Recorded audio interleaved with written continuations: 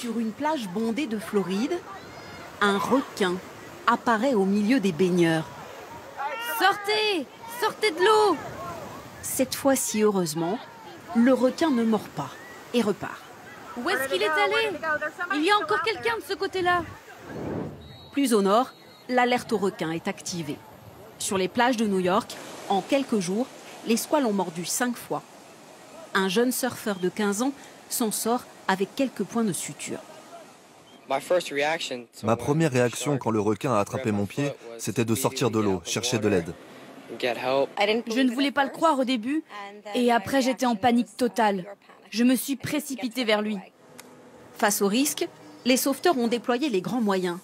Une dizaine de drones survolent les côtes. On cherche toutes sortes de silhouettes qui pourraient ressembler à un requin ou à tout autre animal marin dangereux.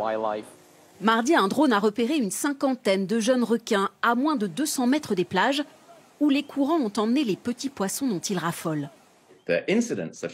La fréquence des morsures répond à une règle toute simple, le nombre de gens dans l'eau et le nombre de requins au même moment. S'il y a beaucoup de monde qui s'amuse dans l'eau, les requins peuvent les mordre par erreur. Cette première semaine de juillet est la plus fréquentée de l'année sur les plages américaines. Quand j'ai vu Les Dents de la Mer au cinéma, j'ai eu tellement peur que je ne me suis pas baignée pendant 10 ans.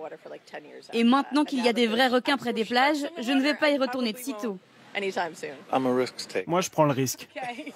Le pays enregistre une quarantaine d'attaques par an, rarement mortelles, un chiffre stable. Cette présence met à l'épreuve le sang-froid des vacanciers. Cette femme, suivie de très près il y a quelques jours, a su rester remarquablement calme.